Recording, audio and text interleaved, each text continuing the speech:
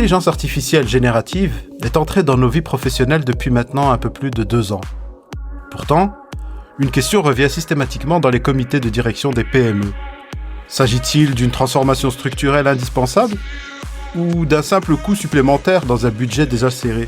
En 2025, nous avons désormais assez de recul et de données chiffrées pour dépasser le stade de la curiosité. Nous ne sommes plus dans l'anticipation. Nous sommes dans la mesure de la performance. Bienvenue dans Digital Architect. Je suis Ismail. Aujourd'hui, nous allons analyser froidement le dossier de l'IA en entreprise. Nous allons confronter les taux d'adoption réels, mesurer le retour sur investissement observé et identifier les processus qui bénéficient concrètement de cette technologie. L'objectif est simple.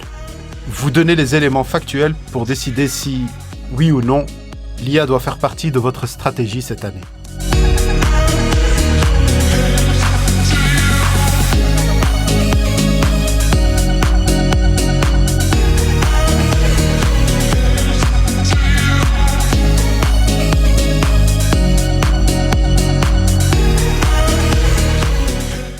Commençons par une analyse de marché. Où en sommes-nous réellement? Les derniers baromètres économiques montrent une accélération notable, mais hétérogène. En France, le baromètre France Num 2025 indique que 26% des TPE et PME ont intégré l'IA dans leur processus. En Belgique, le SPF Économie rapporte un taux de 16% en 2024, un chiffre qui a doublé en seulement 12 mois. Cette croissance est rapide. C'est indéniable. Cependant, lorsqu'on compare ces chiffres aux standards internationaux, une disparité importante apparaît. Selon le cabinet McKinsey, au niveau mondial, 71% des entreprises utilisent désormais l'IA générative. Si l'on regarde plus largement, 78% des organisations déclarent avoir adopté l'IA sous une forme ou une autre en 2024. Que nous disent ces chiffres? Ils révèlent une fracture numérique entre les acteurs globaux qui ont massivement investi et le tissu économique local qui reste en phase d'observation. Statistique Canada confirmait récemment cette tendance avec seulement 12,2% d'adoption chez les entreprises canadiennes. Il ne s'agit pas ici de juger ce retard, mais de le comprendre. Les grandes structures disposent de budgets R&D que les PME n'ont pas. Pourtant, comme nous allons le voir, la barrière à l'entrée financière s'est effondrée. Ce qui freine aujourd'hui l'adoption, ce n'est plus le coût, c'est la visibilité sur le retour sur investissement. C'est le point central de notre dossier, la rentabilité. Au-delà de l'effet de mode, quels sont les gains mesurés par ceux qui ont franchi le pas? Les études d'impact menées entre 2024 et 2025 sont unanimes sur un point, le gain de productivité. Une étude conjointe de Google et WinVision rapporte que 45% des entreprises ayant adopté l'IA générative ont vu la productivité de leurs employés doubler sur les tâches assistées. PwC, de son côté, note que le secteur le plus exposé à l'IA affiche une croissance de la productivité près de 5 fois supérieure au secteur moins exposé. Concrètement, comment cela se traduit-il dans le compte de résultats? Il y a 2 leviers principaux, la réduction des coûts et l'augmentation de la capacité de production. Prenons le levier de la réduction des coûts. Les données montrent que l'intégration de l'IA dans le support client permet une réduction des charges opérationnelles de 30 à 45%. L'exemple de la banque tonique est souvent cité. L'institution a réalisé 20 millions de dollars d'économies sur 3 ans. À l'échelle d'une PME américaine standard, on observe des économies annuelles situées entre 50 000 et 70 000 dollars pour 25% des entreprises équipées. Le second levier est qualitatif. Contrairement aux idées reçues sur la déshumanisation du travail, les retours terrain sont positifs. Selon McKinsey, 90% des utilisateurs affirment gagner du temps. 85% rapportent une meilleure concentration sur les tâches à haute valeur ajoutée. 84% constatent une stimulation de leur créativité. L'analyse économique est donc claire.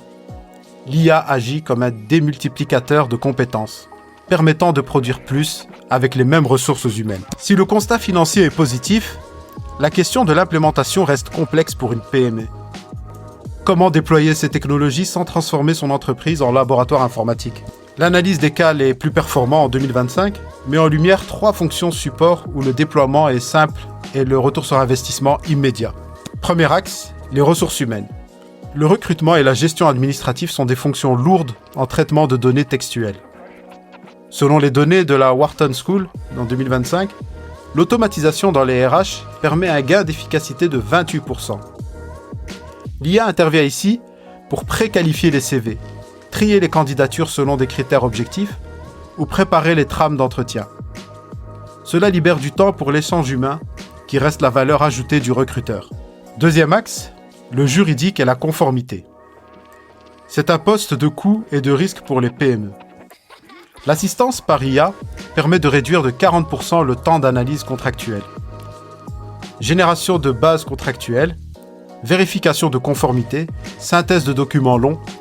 L'outil ne remplace pas le juriste, mais il accélère drastiquement sa phase de recherche et de lecture.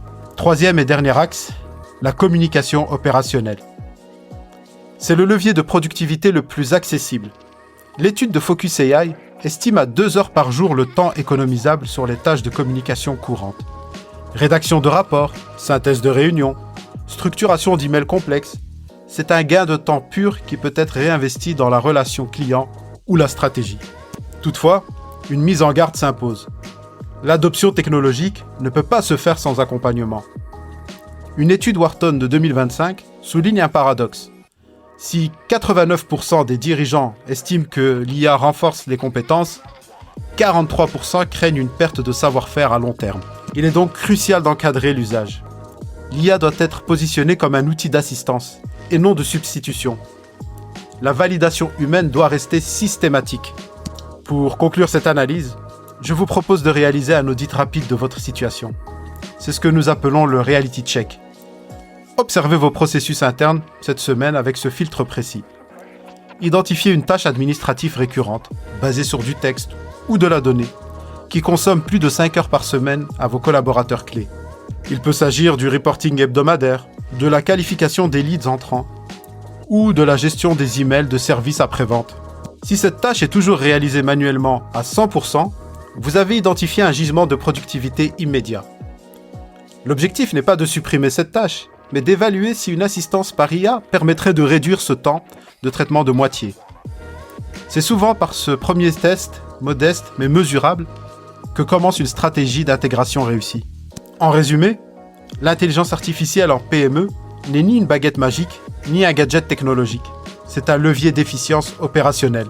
Les chiffres nous montrent que l'avantage concurrentiel ne réside pas dans la technologie en elle-même, qui est accessible à tous pour un coût marginal, mais dans la capacité de l'organisation à l'intégrer intelligemment dans ses processus quotidiens. Voici maintenant le post-it mental à retenir de ce dossier. L'IA ne remplace pas l'expertise humaine. Elle la débarrasse des tâches à faible valeur ajoutée pour lui permettre de s'exprimer pleinement. C'était Ismail. Merci pour votre écoute. Et comme toujours, ne suivez pas les tendances. Maîtrisez-les. À la semaine prochaine.